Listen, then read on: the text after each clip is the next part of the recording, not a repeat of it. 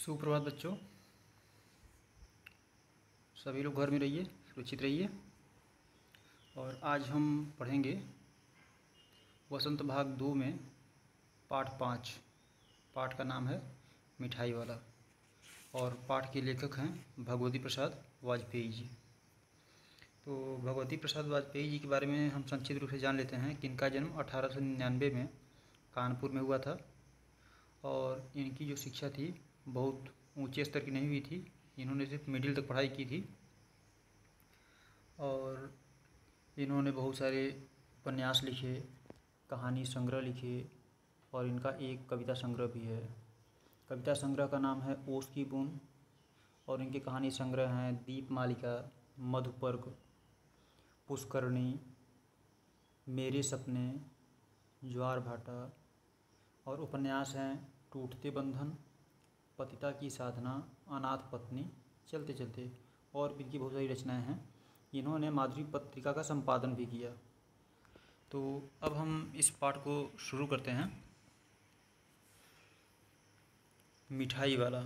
बहुत ही मीठे स्वरों के साथ वह गलियों में घूमता हुआ कहता, बच्चों को बहलाने वाला, खिलौने वाला। इस अधूरे वाक्य को वह ऐसे विचित्र किंतु मादक मधुर ढंग से गाकर कहता कि सुनने वाले एक बार अस्थिर हो उठते। उसके स्नेहाभिषिक्त कंठ से फूटा हुआ गान सुनकर निकट के मकानों में हलचल मच जाती। छोटे छोटे बच्चों को अपनी गोद में लिए युवतियाँ चीकों को उठाकर छज्जों पर नीचे झांकने लगती। गलियों और उसके अंदर व्यापी छोटे छोटे उद्यानों में खेलते और इठलाते हुए बच्चों का झुंड उसे घेर लेता और तब वह खिलौने वाला वहीं बैठकर खिलौने की पेटी खोल देता।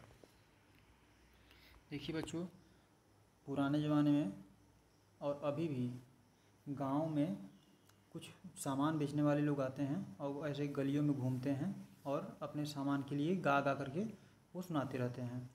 तो यहाँ जो बात हो रही है, यहाँ पर एक खिलौने वाला है, वह गा गा करके बहुत ही मधुर मीठे स्वर में कह रहा है कि बच्चों को बहलाने वाला, खिलौने वाला, और अपनी और बच्चों को आकर्षित करने का प्रयास कर रहा है। तो जब वह आकर्षित करने का प्रयास कर रहा है तो उस दौरान छत पर जो महिलाएं हैं जिनके गोद में छोटे बच्चे हैं वे भी पर्दे की ओट से देख रही हैं उत्सुकतावश। और जो छोटे छोटे बच्चे हैं वे तो पूरा झुंड का झुंड उस खिलौने वाले को घेर लेते हैं और तब खिलौने वाला अपने खिलौने का जो पात्र होता था उसको खोल देता, जिससे बच्चे उत्सुक रहते थे देखने के लिए। बच्चे खिलौने देखकर पुलकित हो उठते। वे पैसे लाकर खिलौनों का मोल भाव करने लगते। पूछते, इसका दाम क्या है? ऑल इसका। खिलौने वाला बच्चों को देखता और उनकी नन्ही नन्ही उंगलियों से पैसे ले लेता और बच्चों की इच्छा अनुसार उन्हें खिलौने दे देता। खिलौने लेकर फिर बच्चे उछलने कूदने लगते और तब फिर खिलौने वाला उसी प्रकार गाकर कहता, बच्चों को बहलाने वाला, खिलौने वाला। सागर की हिलोर की भांति उसका यह मादक गान गली भर के मकानों में इस ओर से उस ओर तक लहराता हुआ पहुंचता और खिलौने वाला आगे बढ़ जाता। तो जब बच्चे खिलौने देखते और तब उससे उसका दाम पूछने लगते कि इसका क्या दाम है और इसका क्या दाम है और इसका क्या दाम है। तो खिलौने वाला जो छोटे बच्चे थे उनके छोटे छोटे हाथों से पैसे ले लेता और उनको उनके इच्छा से जो वो खिलौने को पसंद करते उन्हें दे देता और उन खिलौनों को पाकर बच्चे बहुत खुश होते और उछल कूद करने लगते और फिर खिलौने वाला खिलौने बेचकर उसी तरह से गाते हुए आगे बढ़ जाता। उसका पूरा जो स्वर था उस पूरे गली मोहल्ले में गूंजता रहता। राय विजय बहादुर के बच्चे भी एक दिन खिलौने लेकर घर आए। वे 2 बच्चे थे, चुन्नू और मुन्नू। चुन्नू जब खिलौने ले आया तो बोला, मेला घोला कैसा चुंदल है। मुन्नू बोला, और देखो मेला कैसा चुंदल है। तो यहाँ पर जो कहानी में मुख्य पात्र हैं वो है रोहिणी, राय विजय बहादुर और उनके 2 बेटे चुन्नू और मुन्नू और ये खिलौने वाला। तो राय विजय बहादुर के जो बेटे हैं चुन्नू और मुन्नू वो भी उस खिलौने वाले से खिलौने खरीद कर ले आते हैं और चुन्नू बोलता है कि देखो मेरा घोड़ा कितना सुंदर है। तो मुन्नू बोलता है, अरे और मेरा देखो मेरा कितना सुंदर है, मेरा कितना घोड़ा सुंदर है, छुंदल मतलब छोटे बच्चे तोतली आवाज़ में जो बोलते हैं, वहाँ इसका उसको रूपांतरित किया गया है कि छुंदल अर्थात सुंदर, कैछा मतलब कैसा, और मतलब और। दोनों अपने हाथी घोड़े लेकर घर भर में उछलने लगे। इन बच्चों की माँ रोहिणी कुछ देर तक खड़े खड़े उनका खेल निरखती रही। अंत में दोनों बच्चों को बुलाकर उसने पूछा, अरे ओ चुन्नू मुन्नू, ये खिलौने तुमने कितने में लिए हैं? मुन्नू बोला, 2 पैसे में, खिलौने वाला दे गया है। रोहिणी सोचने लग गया है, कैसे दे गया है यह तो वही जाने, लेकिन दे तो गया ही है, इतना तो निश्चय है। अब जब दोनों बच्चे अपने खिलौनों को लेकर घर भर में उधम मचा रहे थे, तो उस दौरान बच्चों की माँ रोहिणी उनको ध्यान से देख रही थी, निरख रही थी, मतलब देख रही थी, और उनसे पूछा कि ये खिलौने तुमने कितने में लिया? तो बच्चों ने बताया कि 2 पैसे में खिलौने वाला दे दिया हमको। तो रोहिणी सोचने लगी, इतना सस्ता कैसे दे दिया, फिलहाल दे दिया है तो दे ही दिया है। एक जरा सी बात ठहरी, रोहिणी अपने काम में लग गई। फिर कभी उसे इस पर विचार करने की आवश्यकता भी भला क्यों पड़ती। रोहिणी थोड़ा सा इस विषय में सोचा और फिर अपने काम में लग गई और इस पर फिर विचार भी नहीं किया। 6 महीने बाद नगर भर में 2-4 दिनों से एक मुरली वाले के आने का समाचार फैल गया। लोग कहने लगे, भाई वाह, मुरली बजाने में वह एक ही उस्ताद है। मुरली बजाकर गाना सुनाकर वह मुरली बेचता भी है, सो भी 2-2 पैसे में। भला इसमें उसे क्या मिलता होगा, मेहनत भी तो न आती होगी। एक व्यक्ति ने पूछ लिया, कैसा है वह मुरली वाला? मैंने तो उसे नहीं देखा। उत्तर मिला, उम्र तो उसकी अभी अधिक नहीं होगी, यही 30-32 का होगा, दुबला पतला गोरा युवक है, बीकानेरी रंगीन साफा बांधता है। वही तो नहीं जो पहले खिलौने बेचा करता था? क्या वह पहले खिलौने बेचा करता था? देखिए फिर क्या होता है कि वो खिलौने वाला चला जाता है खिलौने बेचकर। उसके 6 महीने के बाद फिर उस नगर में एक बेचने के लिए व्यक्ति आता है और वह मुरली बेचता है। तो वह मुरली बजाने में भी बहुत उस्ताद है, बहुत माहिर है, मतलब उसे मुरली बजाने की कला बहुत अच्छे से आती है, और वह मुरली को बजाता भी है और बेचता भी है, और बहुत ही सस्ती मुरली बेचता है, केवल 2 पैसे में। अब आपस में लोग बात कर रहे हैं कि इतना सस्ता मुरली तो बेचने पर उसे कुछ बचता भी नहीं होगा, और आपस में बात कर रहे हैं कि उस मुरली वाले को तो हमने पहले कभी नहीं देखा। और उसी में से बात करने वाले लोग बोल रहे हैं कि अभी उसका उम्र भी बहुत अधिक नहीं है, यही 30-32 साल का है, गोरा पतला है और बीकानेरी रंगीन साफा बांधता है। बीकानेर जो है राजस्थान का एक ज़िला है, वहाँ साफा बांधने का एक अलग अपना तरीका है, तो वह उस तरीके का साफा बांधता है, रंगीन साफा। तो कुछ लोगों ने शंका व्यक्त की, अरे वही तो नहीं है जो पहले खिलौने बेचा करता था? हाँ, जो आकार प्रकार तुमने बतलाया उसी प्रकार का वह भी था, तो वही होगा, पर भाई है वही उस्ताद। प्रतिदिन इसी प्रकार वह उस मुरली वाले की चर्चा होती। प्रतिदिन नगर की प्रत्येक गली में उसको मादक मृदुल स्वर सुनाई पड़ता, बच्चों को बहलाने वाला मुरलिया वाला। तो अब आपस में लोग बातें कर रहे हैं और सोच रहे हैं कि क्या वो वही है जो खिलौने बेचने के लिए आया था, क्योंकि उसका और इसका शारीरिक बनावट बहुत मिलता जुलता है। और फिर कह रहे हैं भाई होगा वही, लेकिन वास्तव में वह एक अच्छा उस्ताद है, मतलब बहुत माहिर व्यक्ति है, जो कि इस मुरली बजाने की कला में भी निपुण है। अब उस नगर में प्रतिदिन उस मुरली वाले की चर्चा हो रही थी, और हर जगह उसी का वही मन को मोहित कर देने वाला मधुर स्वर सुनाई पड़ता, बच्चों को बहलाने वाला मुरलिया वाला। रोहिणी ने मुरली वाले का यह स्वर सुना, तुरंत ही उसे खिलौने वाले का स्मरण हो आया। उसने मन ही मन कहा, खिलौने वाला भी इसी तरह गा गा कर खिलौने बेचा करता था।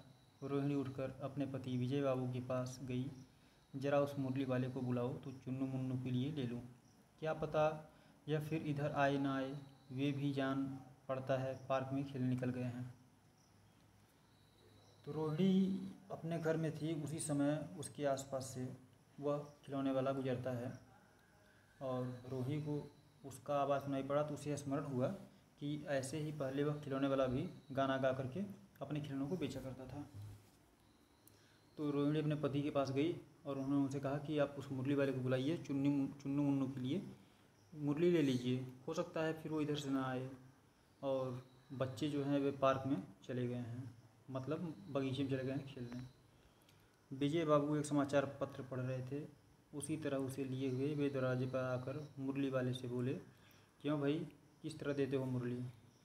किसी की टोपी गली में गिर पड़ी, किसी का जूता पार्क में छूट गया और किसी की सोथनी ही ढीली होकर लटक आई। इस तरह दौड़ते हाँफते हुए बच्चों का झुंड आ पहुंचा। एक स्वर से सब बोले, हम भी लेंदे मुरली और हम भी लेंदे मुरली। तो विजय बाबू जो थे, चुन्नू मुन्नू के पिताजी, वे समाचार पत्र पढ़ रहे थे और उसी तरह समाचार पत्र लेकर के हुए अपने दरवाजे पर आ गए और मुरली वाले से बोले कि भाई कितने की मुरली दे रहे हो? अब उस मुरली वाले की आवाज़ सुनकर जो बच्चे बगीचे में खेल रहे थे वे सब के सब तुरंत मुरली वाले की ओर भागे। किसी का जूता छूट गया, किसी का पायजामा ढीला होकर नीचे लटक गया और सब बहुत तेज़ी से दौड़ते हुए आए। उस दौड़ने में लोग थक गए और एक ही बार में सब चिल्लाने लगे कि हमको भी मुरली चाहिए, हम भी मुरली लेंगे। यहाँ मुरली मतलब मुरली से है, अम मतलब हम, वी मतलब भी। मुरली वाला हर्ष से गदगद हो उठा, बोला सबको देंगे भैया, लेकिन ज़रा रुको, ठहरो, एक एक को देने दो। अभी इतनी जल्दी हम कहीं लौट थोड़े ही जाएंगे, बेचने तो आए ही हैं और हैं भी इसी समय मेरे पास एक दो नहीं पूरी 57। हाँ बाबूजी, क्या पूछा आपने, कितने में दी? दी तो वैसे तीन पैसे के हिसाब से है, पर आपको 2 पैसे में ही दे दूँगा। को देखकर वो मुरली वाला हर्ष से फूला नहीं समा रहा था। बहुत वो खुशी हुआ, बहुत उसे प्रसन्नता हुई और वह उस प्रसन्नता भरे स्वर में ही बोला कि भैया सबको देंगे, कुछ देर रुक जाओ, सभी को देने के लिए मेरे पास पर्याप्त मुरली हैं, पूरे 57 मुरली मेरे पास हैं और अभी मेरे पास समय भी है, मैं कहीं जा भी नहीं रहा हूँ, सबको दूंगा। फिर उसने विजय बाबू से पूछा कि हाँ बाबूजी बताइए, आपको कितनी मुरली चाहिए? वैसे तो मैं सबको 3 पैसे देता हूँ, लेकिन आपको 2 ही पैसे में दे दूँगा। विजय बाबू भीतर बाहर दोनों रूपों में मुस्कुरा दिए, मन ही मन कहने लगे, कैसा है, देता तो सबको इसी भाव से है, पर मुझ पर उल्टा एहसान लाद रहा है। फिर बोले, तुम लोगों की झूठ बोलने की आदत होती है, देते होगे सभी को 2 पैसे में, पर एहसान का बोझा मेरे ऊपर लाद रहे हो। मुरली वाला एकदम अप्रतिभ हो उठा, बोला, आपको क्या पता बाबूजी कि इसकी असली लागत क्या है? यह तो ग्राहकों का दस्तूर होता है कि दुकानदार चाहे हानि उठाकर चीज़ क्यों न बेचे, पर ग्राहक यही समझते हैं कि दुकानदार मुझे लूट रहा है। आप भला काहे को विश्वास करेंगे? लेकिन सच पूछिए तो बाबूजी, असली दाम 2 ही पैसा है। आप कहीं से 2 पैसे में ये मुरली नहीं पा सकते। मैंने तो पूरी 1000 बनवाई थी, तब मुझे इस भाव पड़ी है। विजय बाबू बोले, अच्छा मुझे ज़्यादा वक्त नहीं, जल्दी से 2 ठो निकाल दो। तो अब विजय बाबू को जब उसने कहा कि भाई 3 पैसे में आपको न देकर मैं आपको 2 पैसे में ही दे दूँगा, तो उन्हें यह बात बेकार लगा कि यह मुरली भी सबको इसी दाम में बेचता है 2 पैसे में, उल्टा मेरे ऊपर एहसान लाद रहा है। तो उन्होंने उससे बोल दिया कि भाई तुम लोगों में झूठ बोलने की आदत होती है, सभी को 2 ही पैसे देते हो, लेकिन मेरे ऊपर क्यों एहसान लाद रहे हो? तो मुरली वाला बिल्कुल भौचक्का रह गया, हतप्रभ रह गया। तो फिर उसने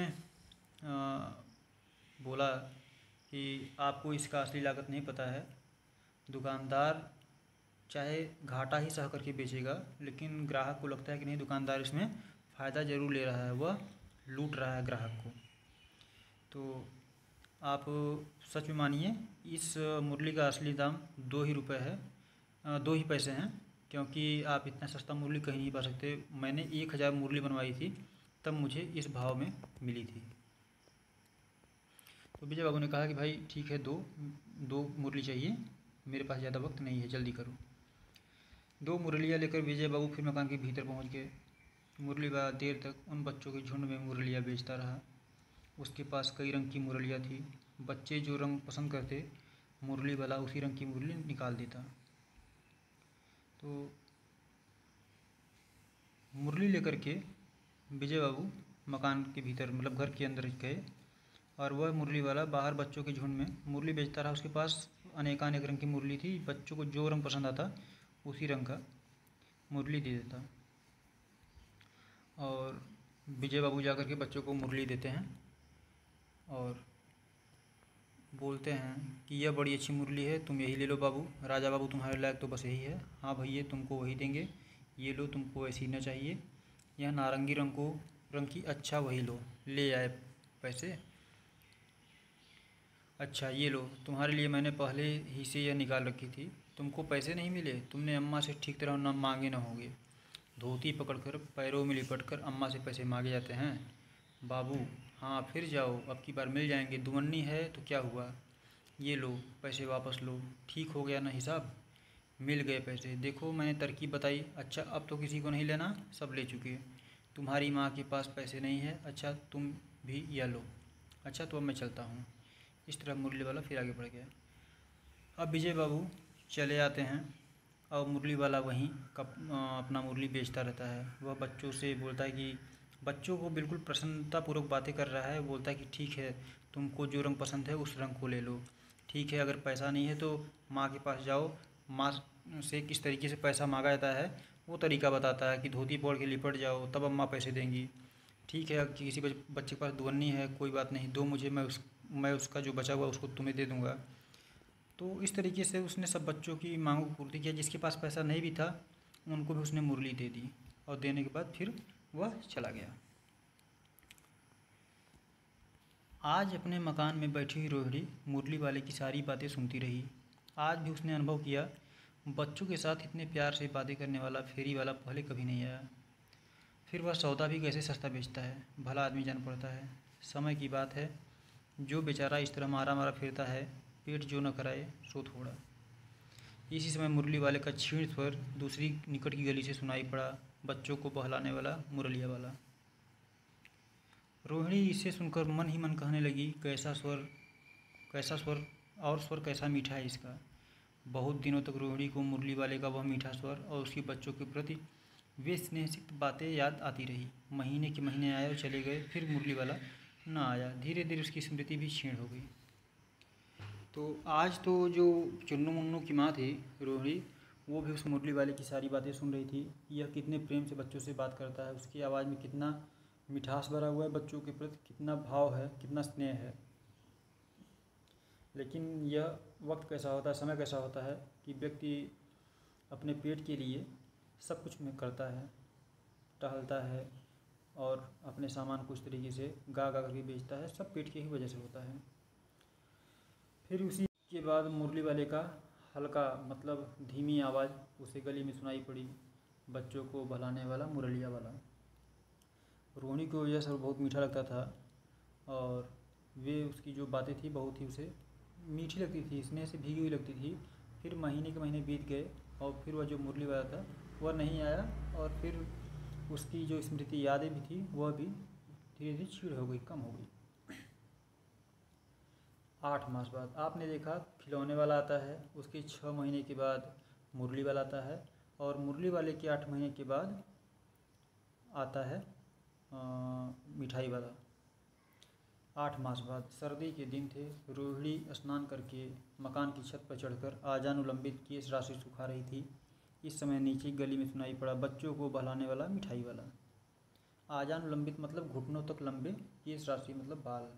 तो रोहिणी के जो घुटनों तक लंबी केश थे उनको वह छत पर सुखा रही थी। इसी समय उसे आवाज़ सुनाई पड़ा, बच्चों को बहलाने वाला मिठाई वाला। मिठाई वाले का स्वर उसके लिए परिचित था। झट से रोहिणी नीचे उतर आई। उस समय उसके पति मकान में नहीं थे। हाँ, उनकी वृद्धा दादी थी। रोहिणी उनके निकट जाकर आकर बोली, दादी चुन्नू मुन्नू के लिए मिठाई लेनी है, ज़रा कमरे में चलकर ठहराओ, मैं उधर कैसे जाऊँ, कोई आता ना हो, ज़रा हटकर मैं भी चिक की ओट में बैठी रहूँगी। तो जब रोहिणी को मिठाई वाले की आवाज़ सुनाई दी तो वह छत से नीचे आई और जो उनकी सास थी उनसे बोला कि दादी चुन्नू मुन्नू के लिए मिठाई लेनी है, आप उस मिठाई वाले को अंदर बुलाइए। हमारे समाज में परंपरा रही है पर्दा प्रथा की कि औरतें घर से बाहर नहीं निकलती हैं, क्योंकि उन्हें लगता है कि कोई बाहर से व्यक्ति देखे नहीं, इसलिए वे हमेशा घर में रहती हैं, और अगर देखना भी है तो पर्दे की ओट से ही किसी को देखती हैं। तो वही बात वो बोली कि मैं पर्दे की ओट में हूँ, हो सकता है कोई उधर से आए, इसलिए आप उसको बुलाकर ले आइए। दादी उठकर कमरे में आकर बोली, ए मिठाई वाले इधर आना। मिठाई वाला निकट आ गया, बोला, कितनी मिठाई दूँ माँ? ये नए तरह की मिठाइयाँ हैं, रंग बिरंगी, कुछ खट्टी कुछ कुछ मीठी, जायकेदार, बड़ी देर तक मुंह में टिकती हैं, जल्दी नहीं घुलती। बच्चे बड़े चाव से चूसते हैं। इन गुड़ों के सिवा ये खांसी भी दूर करती है। कितनी दूर, चटपटी, गोल, पहलदार गोलियां हैं, पैसे की 16 देता हूँ। तो दादी ने कमरे से बाहर दादी निकली और उस मिठाई वाले को बोली कि मिठाई वाले इधर आओ। तो मिठाई वाला आ गया नज़दीक। अब बोला कि माता जी कितनी मिठाइयाँ दूँ, ये कुछ नए तरह की मिठाई हैं, कुछ खट्टी हैं, कुछ मीठी हैं, कुछ चटपटी हैं, और ये मुंह में बहुत देर तक रहती हैं, जल्दी ख़त्म नहीं होती, और बच्चे इसे बड़े चाव से, बड़े इच्छा से चूसते हैं, और इसके कुछ गुण भी हैं, आयुर्वेदिक गुण, इससे खांसी भी दूर होती है। तो कितनी दूँ? 1 पैसे की 16 देता हूँ।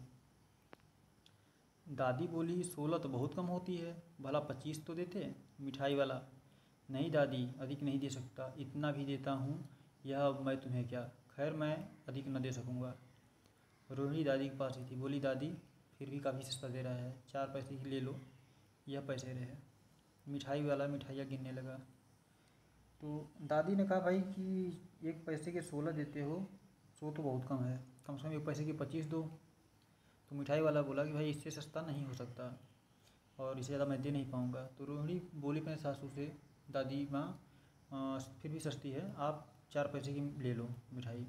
तो मिठाई वाला मिठाई अपना गिनने लगता है।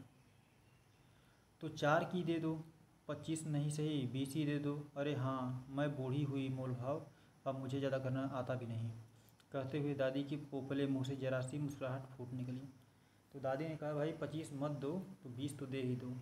तो पोपले मुँह मतलब जिस मुँह में दांत नहीं होते हैं, तो दादी के मुँह में दांत नहीं थे, तो वो फिर भी दादी मुस्कुरा दी।